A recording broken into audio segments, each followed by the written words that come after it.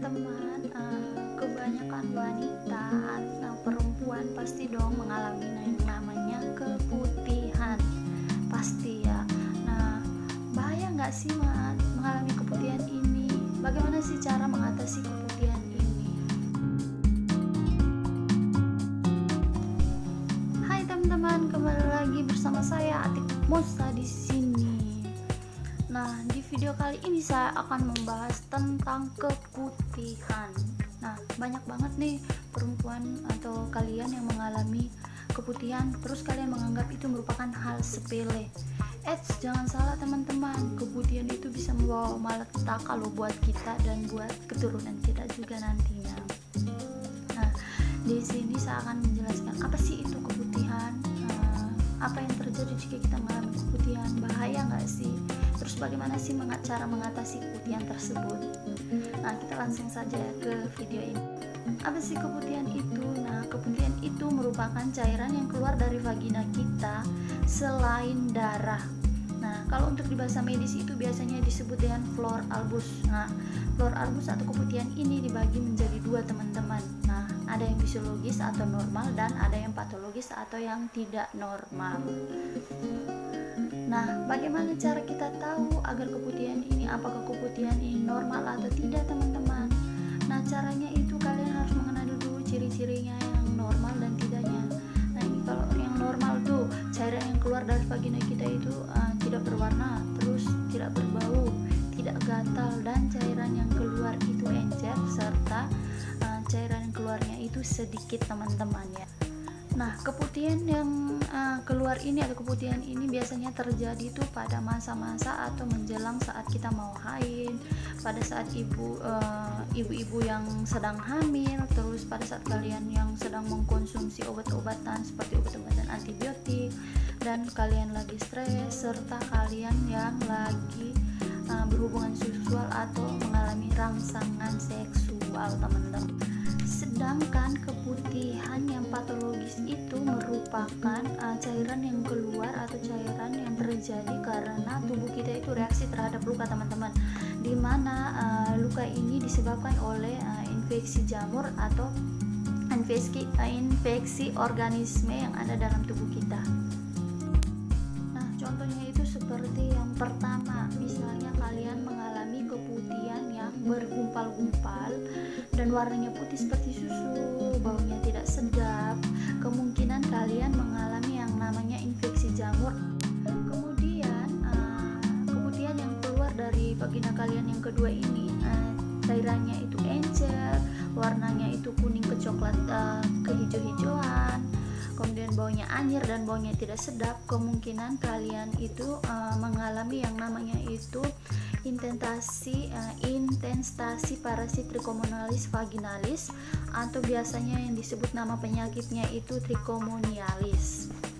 Nah, yang ketiga, sedangkan cairan keputihan kalian yang keluar berwarna coklat, homogen, dan berbau amis, kemungkinan kalian itu mengalami yang namanya bakteri vaginalis.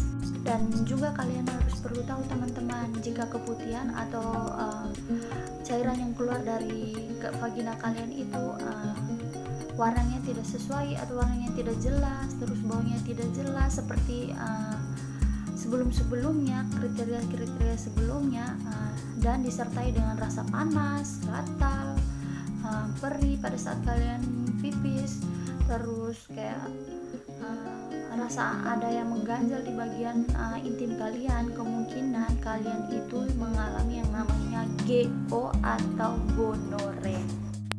Nah, sebenarnya apa sih yang terjadi jika mengalami keputihan patologis ini teman-teman?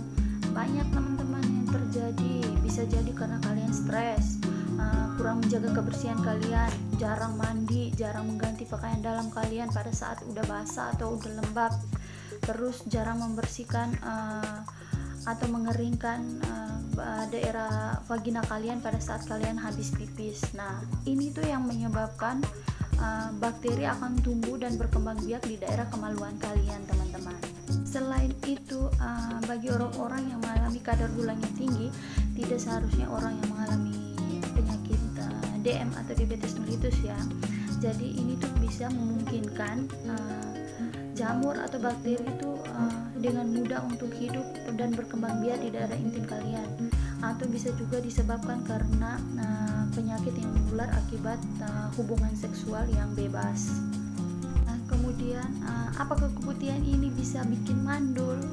Nah, jawabannya itu adalah bisa teman-teman. Tapi jangan panik dulu, tidak semua keputihan bikin mandul loh ya. Nah, infeksi yang ada di organ intim itu bisa terjadi karena itu yang pertama Chlamydia trachomatis, kemudian ada Neisseria gonorrhea, setelah itu ada bakteri aerob dan bakteri anaerob lainnya.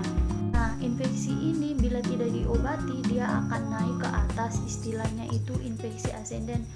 Itu mulai dari endometrium, meometrium, parametrium, tuba fallopi, bahkan sampai ke ovarium atau indung telur kalian teman-teman. Nah, infeksi ini jika tidak diobati dia tuh akan memicu namanya perlengketan. Nah, di mana perlengketan ini akan menyebabkan atau mempengaruhi infertilitas atau kesuburan kita sebagai seorang wanita teman-teman. Jika terjadi, kalau seandainya dia terjadi perlengketan, dan ini akan mempersulit untuk proses pembuahan atau biasanya yang disebut dengan susah hamil atau mandul tadi teman-teman. Nah, kalian juga harus waspada nih saat kalian mengalami nyeri perut bagian bawah, terus terasa sakit saat berhubungan seksual, keluar darah saat kalian berhubungan seksual, dan adanya demam serta sakit saat kalian pipis atau kalian BAK. Kalian itu jangan menganggap enteng dengan yang namanya keputihan. Kalian harus kenali apakah keputihan saya ini patologis atau tidak normal, ataukah fisiologis atau normal. Nah, jika kalian mengalami keputihan yang patologis, segera kalian periksa ke dokter, atau kalian selalu menjaga kebersihan kalian agar tidak terjadi keputihan atau hal-hal yang tidak kalian inginkan. Nah, sih cara mengatasi agar keputihan ini tidak terjadi lagi. Nah, yang pertama itu kalian tidak boleh menggunakan sabun pada daerah kemaluan kalian atau pada daerah intim kalian. Cukup kalian menggunakan air saja, itu sudah cukup teman-teman. Nah, yang kedua, jangan menggunakan penyemprot vagina karena organ intim kita itu normalnya itu ber-pH asam antara 3,8 sampai 4,5.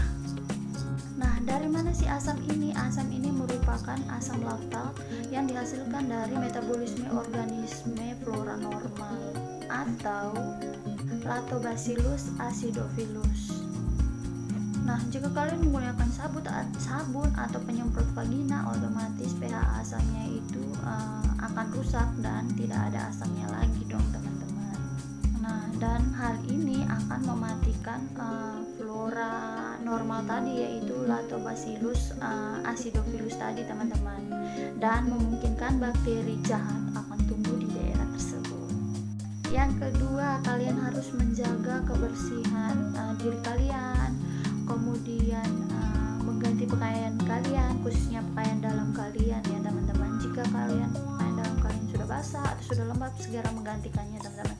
Usahakan kalian memakai celana dalam itu yang serap keringnya teman-teman. Yang ketiga, jangan memakai celana jeans atau celana yang terlalu ketat. Itu akan mempengaruhi siklus udaranya, itu tidak bagus, sehingga bakteri anaerob akan merajalela atau senang tuh tinggal di daerah-daerah seperti itu, dimana bakteri anaerob ini dia tuh tidak butuh oksigen untuk hidup dan berkembang biak teman-teman. Sedangkan yang keempat, cara lain yang kalian pasti sangat lupa pada saat kencing atau pipis itu, kalian lupa membersihkan dengan tisu. Kalian cukup tap saja, jangan sampai kalian membersihkan dari belakang anus sampai ke depan. Itu akan memungkinkan bakteri, biasanya bakteri yang namanya bakteri E. coli itu masuk ke organ intim kalian. Nah, itu yang bisa menyebabkan kalian mengalami keputihan lagi teman-teman. Nah, dan yang terakhir nih, jika pada saat kalian lagi haid atau menstruasi, usahakan kalian mengganti pembalut itu dalam sehari itu biasanya kurang lebih 6 jam sekali kalian harus mengganti. Misalnya pembalut kalian udah penuh atau udah kotor, itu akan memudahkan bakteri untuk tumbuh dan berkembang di situ teman-teman, dan itu akan memicu akan terjadinya keputihan lagi. Oke teman-teman, itu saja penjelasan tentang keputihan. Kalian harus kenal dulu keputihan kalian, jaga kebersihan kalian, dan segera melakukan pengobatan ke dokter agar tidak terjadi keputihan lagi teman-teman. Oke, bagi teman-teman yang sudah menonton video ini, jangan lupa like, comment, dan subscribe.